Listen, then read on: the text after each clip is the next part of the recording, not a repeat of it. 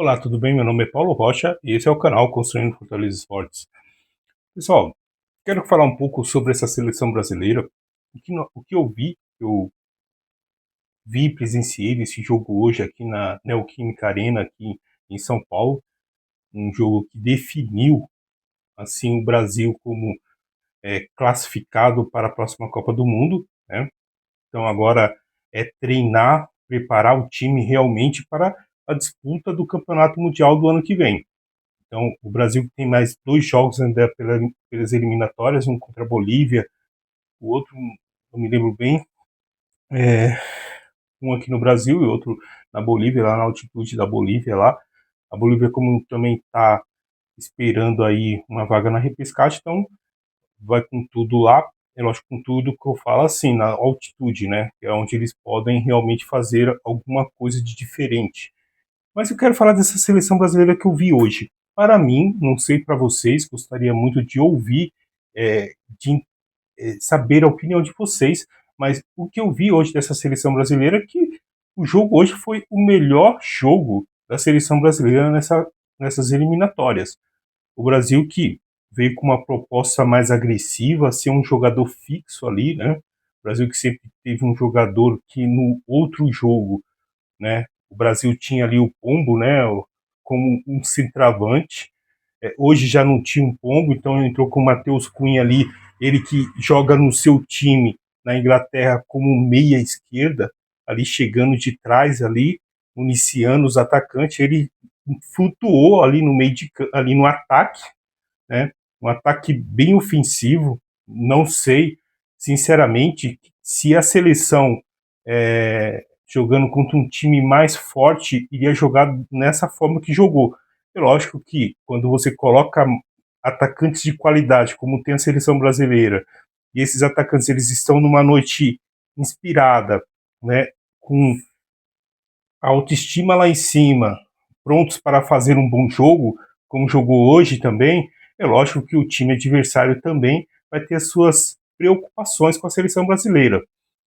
O Brasil que aí eu gostaria de fazer algumas observações, né? Esse jogo de hoje que foi, para mim, sem sombra de dúvida, o melhor jogo da seleção brasileira nessas eliminatórias.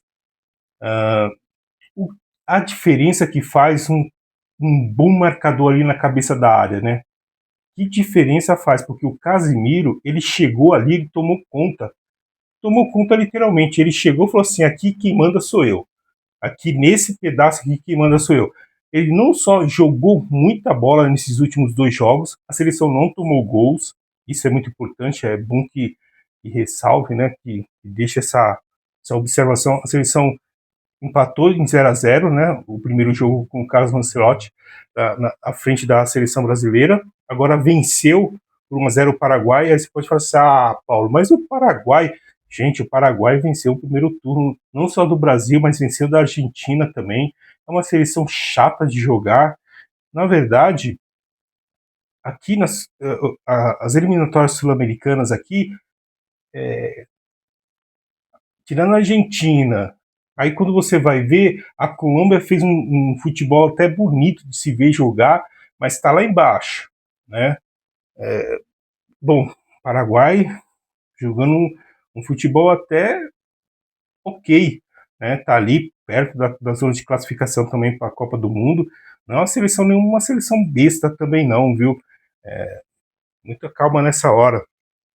Mas o Casemiro jogando ali, voltando a falar do Casemiro, o Casemiro jogando ali na cabeça da área, ele não só deu uma consistência no sistema defensivo, como também ele liberou mais o Bruno Guimarães. Hoje, não sei para vocês, mas para mim, o Bruno Guimarães fez a melhor partida dele na seleção brasileira. Ele teve liberdade, ele não só desarmou, mas ele também criou jogadas, criou é, escapes para a seleção brasileira, deu ali alguns passes ali até bacanas ali, que poderia resultar ali em lances melhores. Então, Bruno Guimarães hoje fez a melhor partida dele na seleção brasileira, juntamente com a seleção brasileira nessas eliminatórias, e tudo isso eu posso, assim, sem sombra de dúvidas, colocar na conta do Casemiro, que fez uma boa partida novamente, uma partida consistente, marca firme, não é um cara que sai rindo para ninguém, não dá risada, joga firme e segurou ali as pontas ali, não toma cartão. Você não viu o Casemiro, o Casemiro tomou cartão. É um jogador que joga firme, joga forte, não vive tomando cartões. É um jogador, assim, excepcional, não tenho o que falar, né? A não ser coisas boas. Aí o ataque ali com Vinícius Júnior, Rafinha, Matheus Cunha, Martinelli. Martinelli hoje também fez uma partida assim formidável, viu? Vinícius Júnior hoje jogou muita bola também.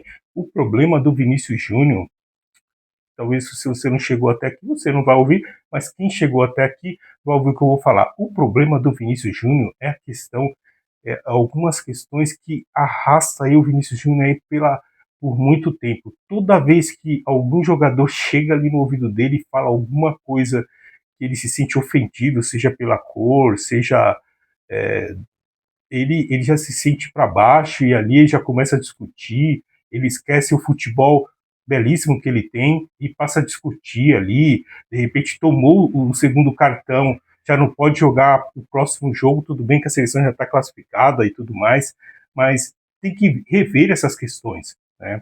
Porque a partir do momento que o jogador ele tem que usar a sua cor para te agredir ou para te para fazer com que você perca o controle, é porque ele já perdeu a situação. Então, assim, é uma palavra de um negro para outro negro, tá? Então, assim, a partir do momento que ele tem que usar que você é preto, que você é isso, que você é aquilo, então, cara, você já venceu. Se fosse eu, tá? Tô falando eu, Paulo, no seu lugar, cara, eu ia fazer esse cara ficar deitado no chão jogando bola, porque você, Vinícius Júnior, tem muita bola para jogar. Não tem que ficar baixando a cabeça, não tem que se sentir menor, porque isso diz muito mais a esse cara ou a qualquer jogador que venha tentar. E os caras vão fazer isso sempre. Se a seleção estiver jogando bem, não vai ser só esse jogador, vai ser qualquer jogador que vier jogar contra a seleção brasileira ou contra o time que o Vinícius Júnior estiver jogando, ele vai fazer esse tipo de comentário, de ofensa, justamente para fazer com que você pare de jogar o que você está jogando. Então, cabe a você entender se você vai pegar isso para sua vida ou não. Eu já te dou um conselho de antemão, não pegue para você. Se ele chegou a esse ponto, isso eu levo para a vida, não é? Porque se o cara tem que te chamar de gordo porque você é gordo para tentar diminuir você, é porque você já venceu a parada. Então não abaixe a cabeça, continue, né? Levante a cabeça e vá para frente, e vá para cima. Não no sentido de agredir, não, jogue bola. Se é jogando bola, jogue bola. Se é jogando vôlei, jogue vôlei. Seja melhor. Então, se ele veio com essa conduta, é porque você já venceu. Então, vá adiante, tá bom? Essa é a minha palavra de hoje para você. Então, pessoal, eu estou muito feliz. Assim, lógico que é um primeiro ponto, mas eu sempre acho que é um grande grito da maioria das pessoas. A seleção brasileira tem uma forma de jogar que não dependa única e exclusivamente do Neymar, né? Paulo, mas você vem você falar com o Neymar. Gente, os caras às vezes erram um chute. Pô, tem que melhorar, cara. Ô, Martinelli joga bola, tem drible, já foi considerado o maior driblador da Europa, mas tem que aprender a chutar, tem que aprender a fazer gol, tem que aprender a se colocar dentro da área para fazer gol, em posição de fazer um gol. Ô, Matheus Cunha deu uma cabeçada lá, a bola lá e tirou a bola do gol. Não dá, o goleiro já estava vencido. Tem que melhorar essa situação, não é? Aí, às vezes, eu volto a falar novamente, porque o Cristiano Ronaldo foi campeão agora, em cima Portugal foi campeão em cima da seleção da Espanha, e muitos se falam, porque o Cristiano Ronaldo, por que não faz o mínimo que é o que o cara faz, que é treinar? Se você tem dificuldade, você é atacante, você tem que chegar mais cedo, tem que chutar mais bola no gol, tem que tentar fazer coisas diferentes que vai diferenciar você do seu concorrente. É o mínimo. Eu lembro de um jogador e comentarista hoje, Miller, jogador rápido, habilidoso, que depois, quando foi chegando mais para frente, com a sua idade já começou a chegar a idade, ele se consagrou como um exímio definidor de jogadas. Jogou no São Paulo, né? Surgiu no São Paulo, depois foi pro Palmeiras, fez muitos gols. Olha a inteligência do cara. Ah, eu já não tenho mais o pique. E aí?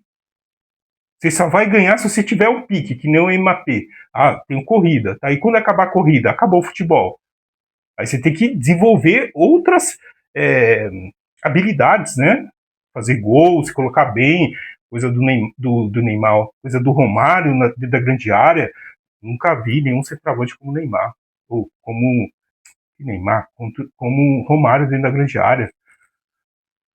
Então é isso, pessoal. A prova de hoje é essa. Se você chegou até aqui, não se esqueça de deixar o seu like, deixar o seu comentário e também se inscrever no canal aqui, dar esse apoio pra gente aqui. A gente precisa chegar aí nos primeiros 1.000 inscritos aí até o final do ano.